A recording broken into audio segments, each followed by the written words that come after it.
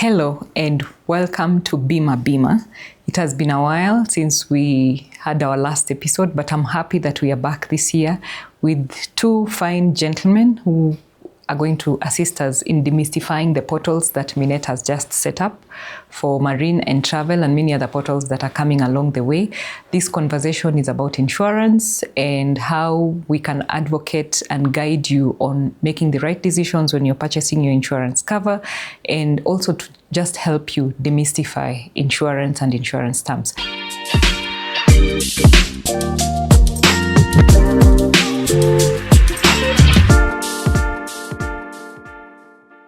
Hello and welcome back to Bima. It's been a very long time since we had our last episode, and I'm happy today we are starting 2026 episode. This must be our fourth or fifth episode. Bima talks about insurance. We're having conversations about insurance, but most importantly, we are having conversations with people who guide us on what insurance to purchase, where to purchase, and who to talk to when we want to purchase insurance. So karibu sana. Today we are having two gentlemen from Minette. They'll introduce themselves in a short while, but other than that, we are here to have fun. So I'll start with introduction. My name is Caroline Nekesa. I'll let my guests introduce themselves.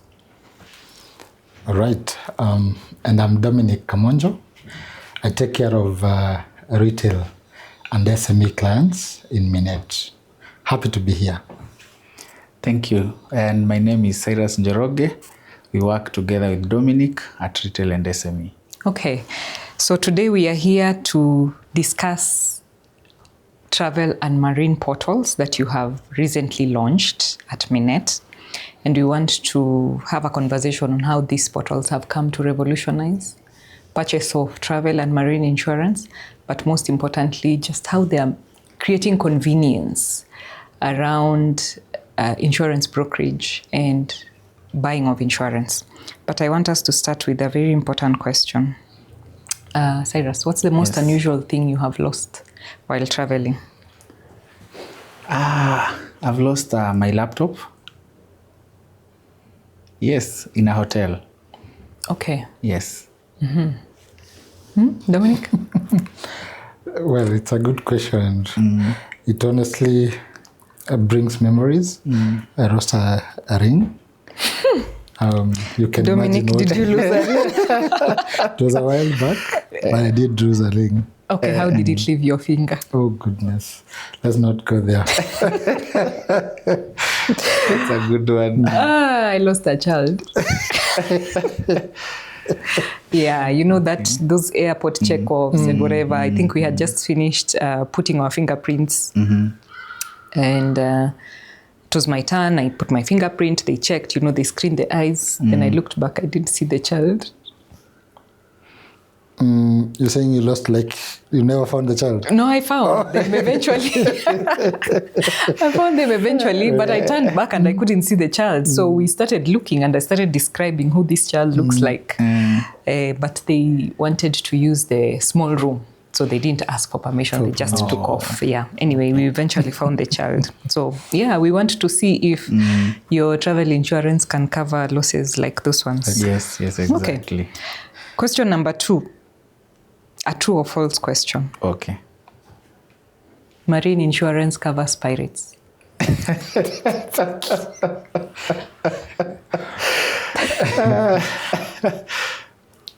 a very good question. Sarah, what do you think? It's a cover for pirates? Or No, it covers pirates. Yes and no. Yes and no? Yes. Okay, let's proceed. Then you will tell us at the end whether it covers pirates or not. Okay. So what really happens when your goods get lost or damaged at sea? So we have dived into marine. Yes, now we are traveling. Okay. We are traveling. Yes. There is traveling using different means. You're cruising and you have some goods from China on your way back. No. Now we are transporting the goods we imported from China. Okay, so what happens? So the first thing is it's the notification of loss. At what point will you know that your goods are damaged? So is it at the port? Or upon opening of the container, or when? So if it's at the port, then normally they usually check when the container is opened, there's usually an agent in place who works in line with the insurance company. And so they'll be the first point of contact, and eventually they'll take photos, and those are the photos of evidence that we'll use in terms of lodging the claim.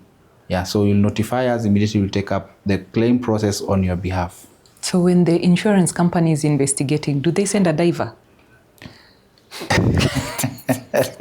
Very good question. Yes, Dominic. I think they work with the maritime authorities to verify that the information on loss is actually true. And so if the maritime guys decide to send divers to verify, that is upon them. But we take them as the authority that certifies that there was a loss. Okay. So if you were to explain marine insurance in the simplest way possible, the same way you would explain car insurance or medical insurance, how would you describe it? Okay, thank you, Carol. So marine is actually a very simple product, well packaged, that it's designed actually for port-to-port insurance provision. So at the point of, let's say you're buying from a specific country like China, so that's when the insurance kicks in.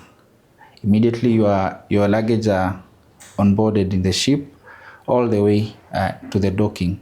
That's now Port of Mombasa, or if it's through air, through JKA. So marine provide insurance throughout the conveyance period until the goods reach to your warehouse. So it's warehouse to warehouse.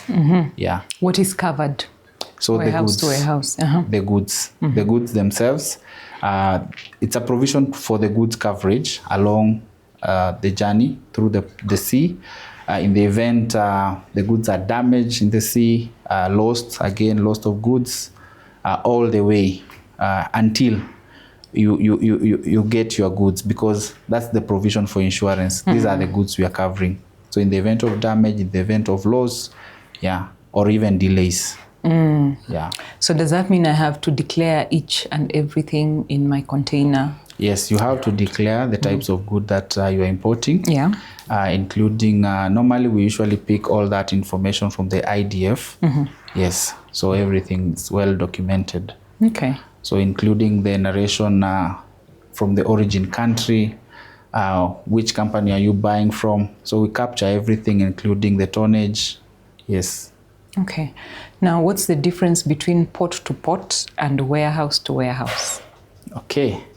So port to port, this is a point of origin where the goods are docking from to where they are the last place of contact. Now, our port of Mombasa, it can be Lamu or whichever, or if it's JKA, the airport.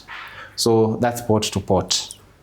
Then warehouse to warehouse. Now this is upon the goods have been lifted now from the ship. Normally they are taken to warehouse. So for storage, once they are cleared, now your final destination is now your warehouse, your designed warehouse. So where will you receive them, your goods to? Is it most of them received through industrial area and their warehouse? So that's their last point of contact. So you'll find sometimes the goods, that's when now they are opened at the warehouse for storage purposes. So when now they are finally at your warehouse, we can provide an extension of coverage now through fire and the likes. Okay. Yeah. So which is better? Is it either or is it both in terms of getting port to port or warehouse to warehouse? So marine provides both port to port as well as warehouse to warehouse, because warehouse to warehouse, this now comes in place about goods in transit. So it provisions that. So why Minet, we make sure that the cover, they don't charge you separately, but rather you get a comprehensive cover that provides extension even to warehouse to warehouse. Yes. There's a video that was circulating on social media, I think last week, of an unfortunate incident that happened in Congo, where I think a truck was stuck and the driver was injured. Yes. By the people in Congo. what happens to those goods? And what happens in such a case where maybe the driver was the point of contact, contact person in transit? Now something has happened to the driver. Who notifies the insurer in this case? So in that case, I believe that's a shipping company that they have been contracted to ferry the goods. And so at the first point is the shipping company will definitely know and be able to lodge their claim on their side that our driver, because definitely there's a hotline number they usually provide. So once they receive that notification, they know the customer they were ferrying the goods.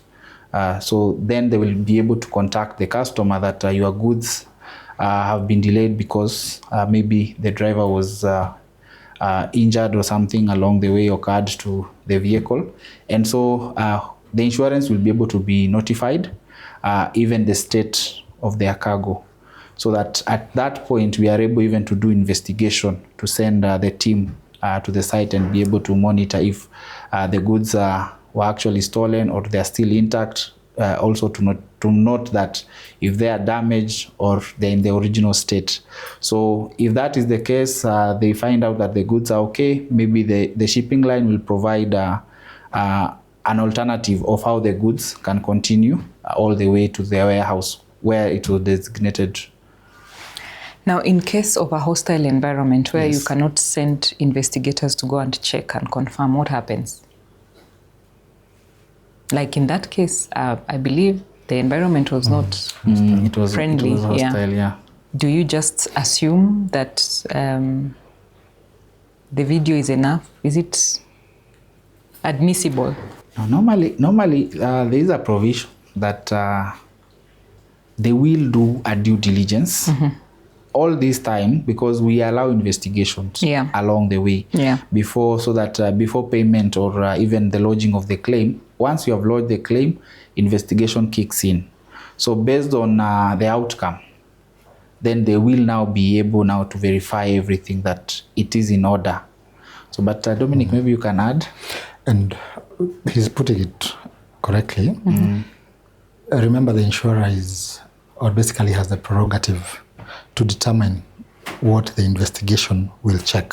In this case, if we are talking of a hostile environment where even the internal investigators for the insurer are not able to, this is already information that will be out in the public. And in most cases, you'll find that they are able to now make a determination out of that. It will not just be the client saying that this is how it was, or a video saying that. There has to be what we call a detailed and backed up support from even the authorities within that area. Then now the insurer can make a determination on how to proceed with the claim. What we can assure our clients is, so long as they are with us, those are things that we are able to step in and do a renegotiation with the customer. Also with the insurer, while we are representing the customer, and that is now through our claims advocacy team, who are also experts in scenarios as such, and so we are able to give confidence to our clients that at the end of the day, the cover and what was meant to do. It was meant to protect. Should an unfortunate event of the goods not reaching the premises. The intended, yeah. So in this case, the role of Minet here is advocacy. Okay. So how do you advocate through the claims process? Maybe just take me through. I'm a client. I have imported goods. I've encountered a problem. I need to claim. Where do you step in and how do you support? That's a very good question. And in our business, we say a claim is solved at onboarding. My colleague Sale has mentioned that at the beginning, because you came through Minet, we believe in offering comprehensive covers, ensuring there are no gaps along the coverage.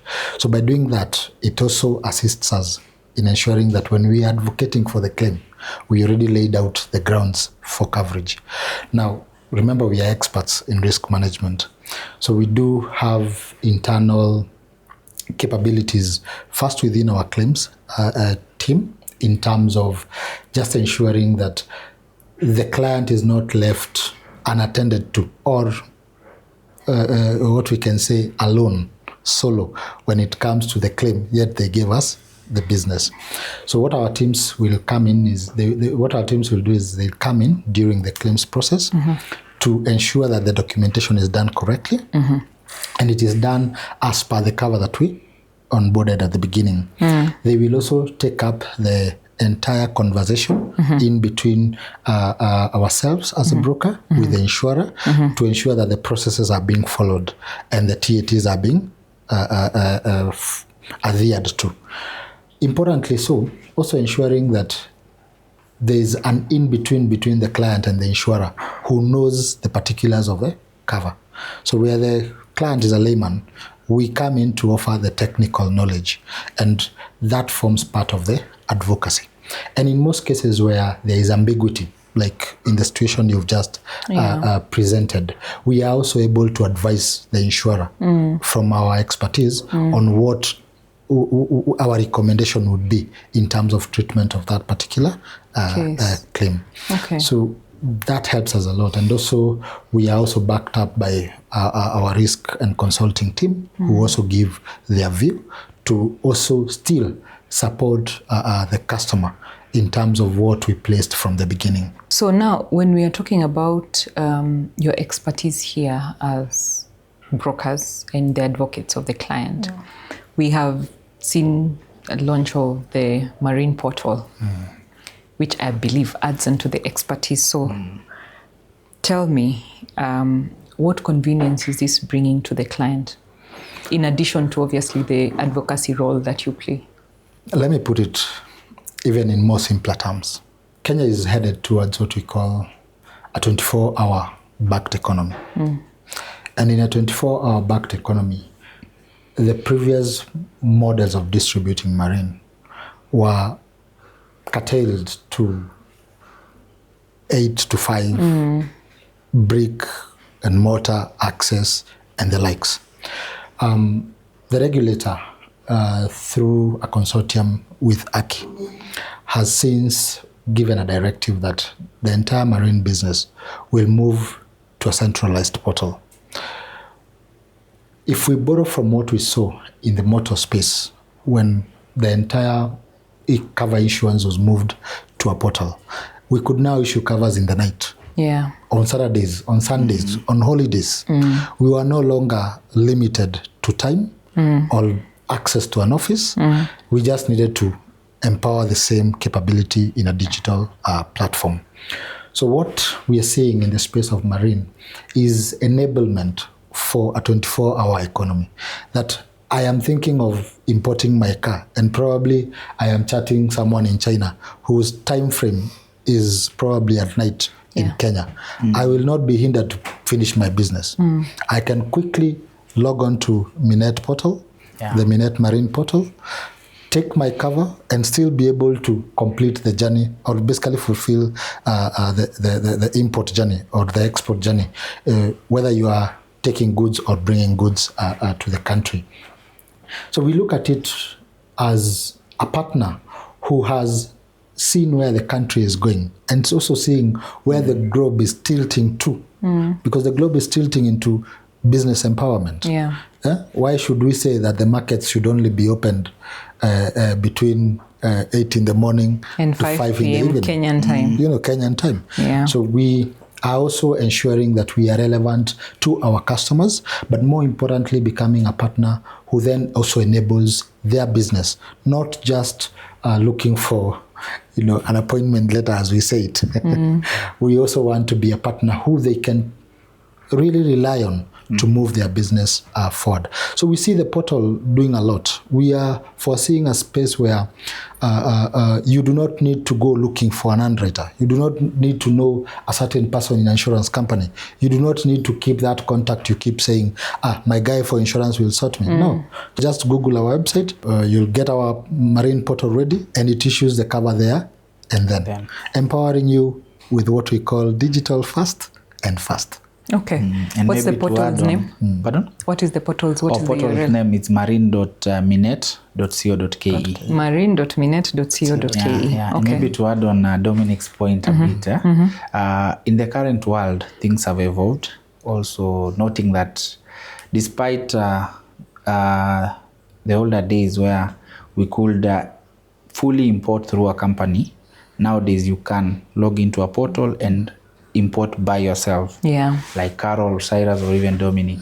So that makes even the growth in that space actually very seen and recognized. And we at Minet, what we did, we also needed to tap into the retail space.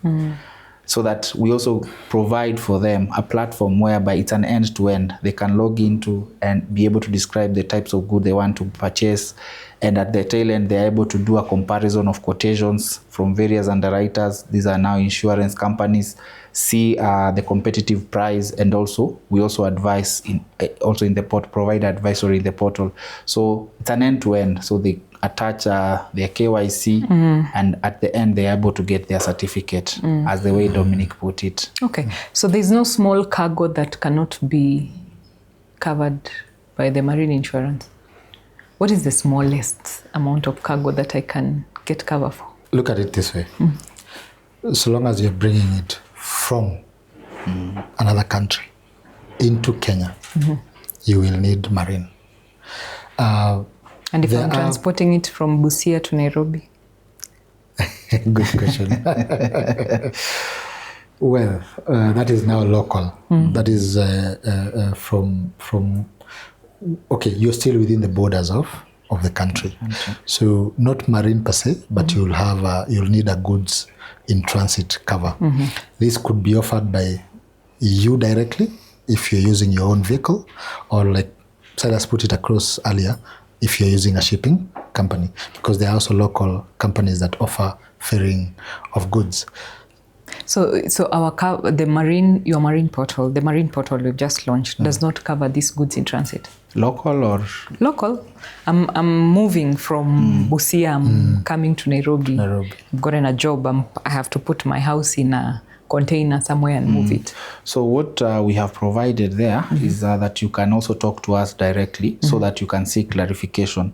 So immediately we have our team in place whereby they can be able to pick that and be able to assist. Okay. So that we know which type of goods you're transporting from this town to this, and provide you the right coverage. The right coverage. Okay. Yeah. Okay. So can I get that through the portal, or must I call? No, you just provide information there through the portal, and we'll be able to reach you and assist you immediately. All right. What was the portal's URL again? marine.minet.co.ke.